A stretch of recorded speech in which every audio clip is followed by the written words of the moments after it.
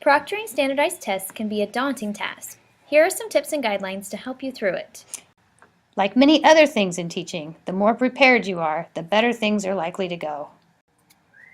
Prepare your testing area. Decide ahead of time where students will sit. Make sure students' areas are comfortable and free of clutter, and that students are spread out.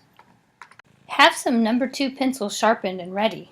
Other supplies to have in the room ready are Kleenex, some erasers, and scratch paper, enough for every student. Look over the test directions before the day of the test so you're familiar with the process.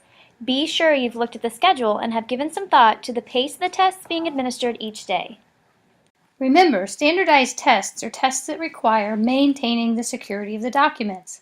Teachers, not students, must pick up the tests and answer sheets each morning prior to the testing session and return them to Sarah's office directly after each testing session ends.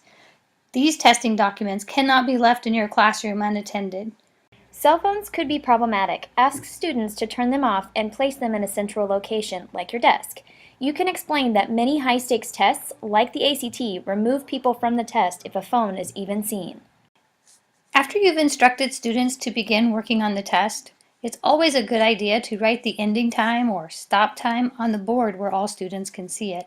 This allows students to use that to gauge their progress as they are taking the test. During the test, you should walk around the room. Be sure that you check that students are marking their answers in the correct section of the answer sheet. Pay attention to the pace students have while testing. If a student is racing through a test, slow them down before they finish the test.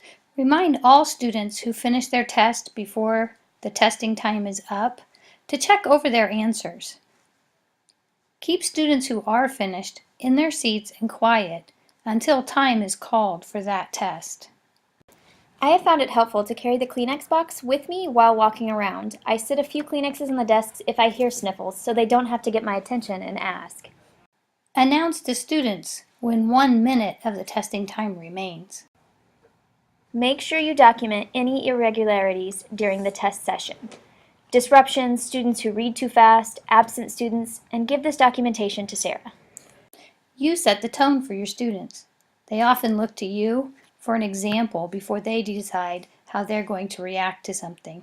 Try to keep a positive attitude about the tests and the testing schedule.